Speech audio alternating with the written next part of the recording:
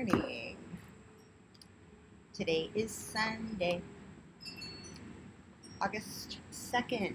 We're going to use the Shadowscapes Tarot by Stephanie Pui-Mun and Barbara Moore. Hope you're well. It's, the deck is upright in my hand. How are things? Haven't seen you in a couple of days. No matter when these messages find you is the right time for you to hear them. Right?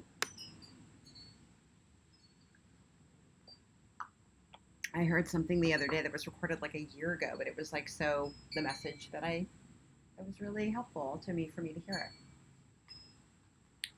when I heard it more recently. Anyway,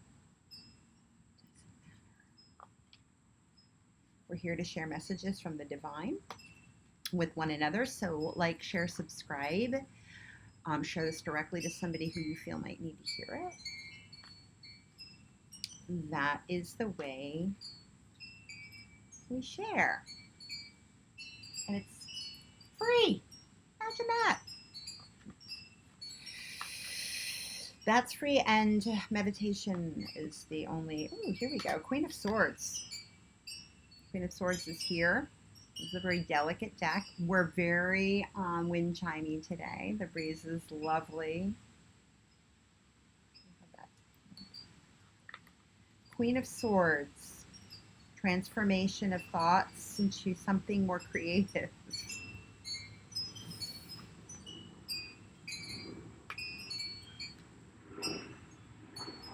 Compassionate use of our thoughts. Eight of Pentacles. Spider webs.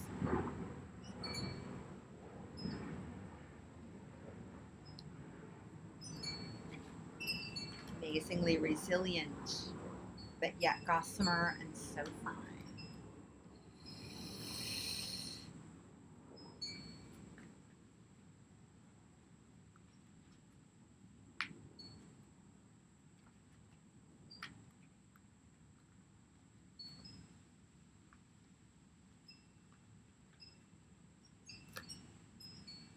Seven of Wands. Okay, so those are our three cards. We have the Queen of Swords,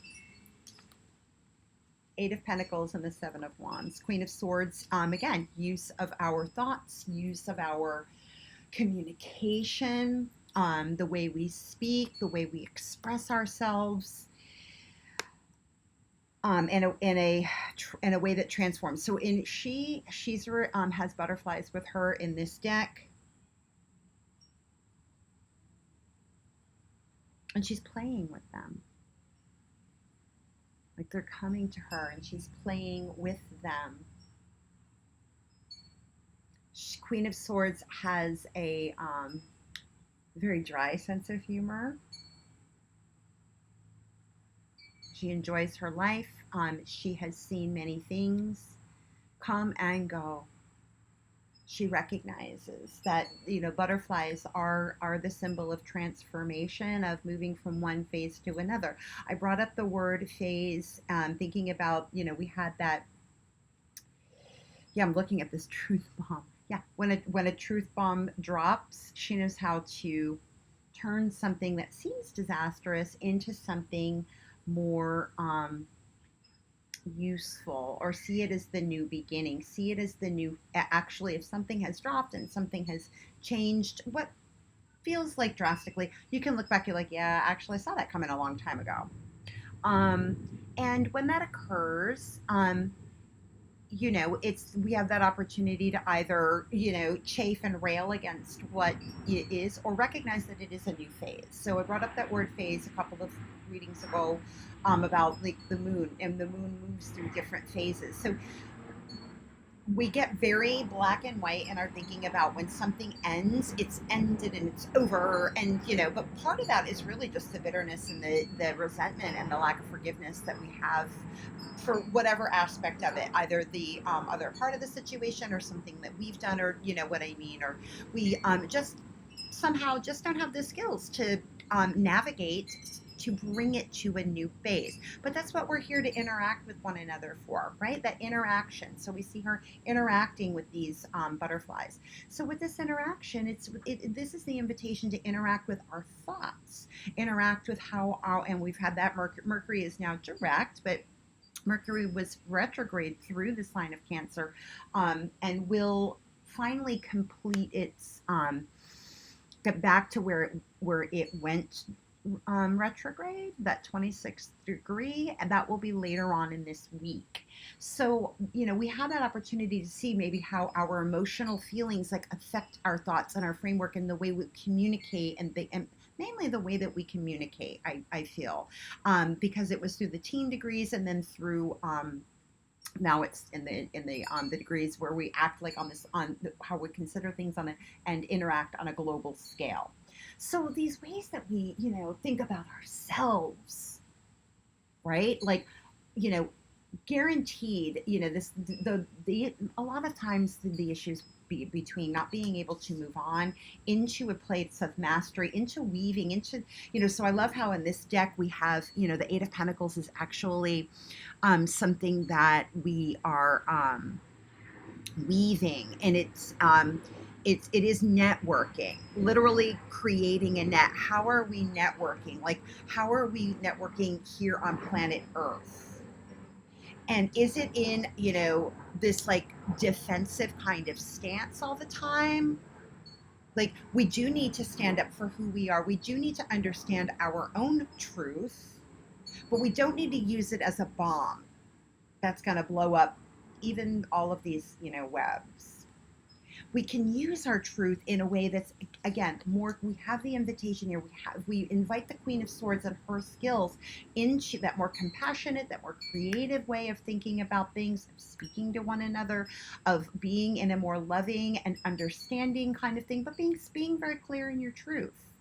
You can be very clear in your truth and very, have your boundaries, but they don't need to be the kind of boundaries that are, again, creating a wall. You see, there's kind of like all of the wands are more of like kind of like hemming everybody in on this. So if we can use our intelligence and because these are actions, wands are actions. If we can turn those actionable actions that come from, often comes from the way our emotions can drive our thoughts. Don't let them drive you to a place of, being hemmed in and not being able to see a way forward. So this is a 7. So if we invite in spirit, if we invite in a more intelligent way of, interacting, a truthful way, swords are truth, honest, being risking to be vulnerable and delicate in our actions, we're going to, this invites change. This invites that kind of transformation. So the King of Swords is also here at the bottom of the deck, and the Knight of Wands. So the King of Swords is here, to kind of also bring in, again, a more, a very clear-cut, discerning kind of way. Discerning is instead of being judgmental, which is different, it's discerning, it's parsing out, like, taking the time and the patience to kind of parse out what it is that you like, what it is that you like about how you're coming towards something, what it is that you like about a situation, what you don't like. And figuring out from that point, if I don't like this, well, now let me strategize into a way that I can come at this in a way that, is appropriate for me. It's a good fit for me. And, and let the other parts of the situation determine what is a good fit for them. But coming at that with a gracious way. These guys are royalty. Gracious. They didn't get where they are by just bulldozing. The temptation might be to do that, but the choice is to, stand down a little bit, come down from the 7 of Wands to the 5 of Wands. So it's just recognizing that it's just a little bit of a struggle. And then we can come to the 10 of Cups, which is, emotional fulfillment on every level. Emotional, spiritual, divine. So there we are. I'm going to leave it at that. Again, this reading is for Sunday, August 2nd, but whenever it finds you is when it finds you. Like, share, subscribe, do all the things. I love you. Thank you for being here. Have a great day.